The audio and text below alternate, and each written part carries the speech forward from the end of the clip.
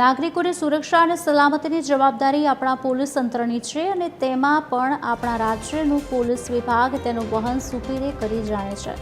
સારી કામગીરીમાં ચાર ચાંદ ત્યારે લાગી જાય ત્યારે આપણી સરકાર અને તેમાં પણ ગૃહ વિભાગ તે કામ યોગ્ય રીતે થાય છે કે નહીં તેની ઝીણવટભરી ચકાસણી કરે છે. અરવલ્લીના એક મહિલા સાથે છેતરપિંડીની ઘટના બની અને અસામાજિક તત્વોએ તેમનું મકાન પચાવી પાડ્યું.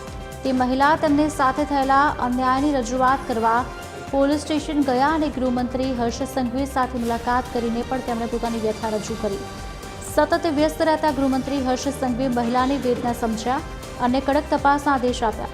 આ તરફ અરવલ્લીના પોલીસ વડા મનોહરસિંહ જાડેજાએ પણ તે દિશામાં કડક તપાસ અને કાર્યવાહી કરી અને મહિલાને ન્યાય અપાવ્યો.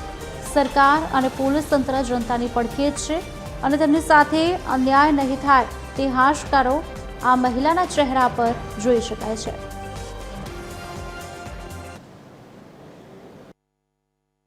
મને અરજી આપવા મને આવેલા એક દિવસ મંગળવારે ડરતા હતા અરવલ્લી જતા, એ જ ને? બરાબર છે સર, એમને દસ્તાવેજ એમણે જ્યારે પૈસા લીધા હતા ત્યારે દસ્તાવેજ ઓલાય બોડીને કરી નાખ્યો. હા, એટલે પછી સર એને બોલાવી તપાસ અધિકારી અમારા ડિવાઇસથી જતા પોતે. અચ્છા. અને એમણે પછી રિવર્સ દસ્તાવેજ કરી દીધો છે. બહુ સરસ. હવે શાંતિ મનને પાક્કું ને બેનને હવે તો ડર નહીં લાગતી ને જતા? જરાય ડરવાનું નહીં, આ બધા છે જ. આવા બધા લુખાઓને અમે સીધા કરી લેશો, તમારે ડરવાની જરૂર નથી કોઈ. મને લાગતું જ નતું લાસ્ટ મોમેન્ટ પર વળી મને સરનો એટલો સપોર્ટ રહ્યો છે ને કે અનબિલીવેબલ કામ બિલીવેબલ થયું છે.